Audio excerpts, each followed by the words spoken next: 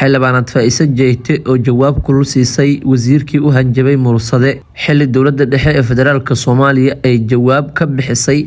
hadalkii shalay xildhibaan Jacfar uu ku yiri beesha Mursade hubka ha qaadato haddii ay tahay markii ugu horeysay soo booqatay like muuqaalka sidoo kalena subscribe channelka si wararkeenu ay ku soo gaaraan.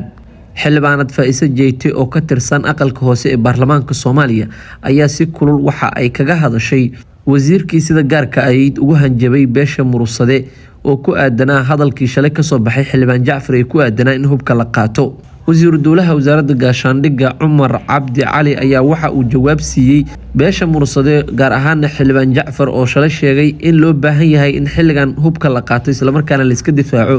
cid walba oo ku soo xadgudubta deegaanada ay degto beesha Mursade.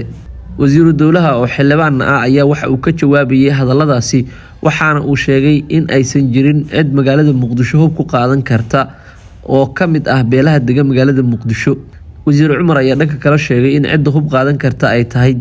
ciidamada dowladda iyo Al-Shabaab. cidii saddexaad ee soo gashana waxa uu sheegay inay qaban doonto gacanta dowladda. xildhibaanad Faa'iise Jeyte oo jawaab ka bixinaysa hadalkaas ayaa dhankeeda waxa ay sheegtay su'aal adagna iska weydiisay maxay tahay sababta Al-Shabaab hubka loogu ogol yahay halka dadka Al-Shabaab ay raadsanayaan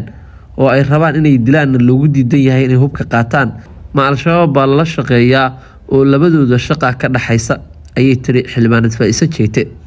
hadalkan ayaa yimid kadib markii xildhibaan Jacfar oo ka tirsan baarlamaanka Soomaaliya isla markaana kamid ah xildhibaanada beesha Mursade uu shalay shirkii beeshaasi uu ka sheegay in xilligan ay tahay xilli laga tagay markii lagu dagaalami jiray falaarta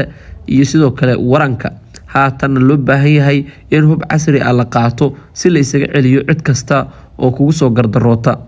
hase ahaatee hadalkaasi ayaa jawaab culus dowladda federaalka ay ka keentay gaar ahaan wasiir dowlaha gaashaandhigga isagoo oo sheegay in xildhibaanku iska hadli karo oo kaliya balse cid hub qaadan karta aysan jirin. hadalka ayaa sidoo kale imaanaya xilli magaalada Muqdisho ee caasimadda dalka iyo deegaanada ku hareeraysan ay ka socdaan dhulboob xoogan oo ay wadaan ganacsato lacaga siiyay dowladda federaalka ee Soomaaliya isla markaana dhul badan oo dad shacab ay degnaayeen la boobay halka kuwa kalena dadkii shacabka ahaa laga barakiciyay.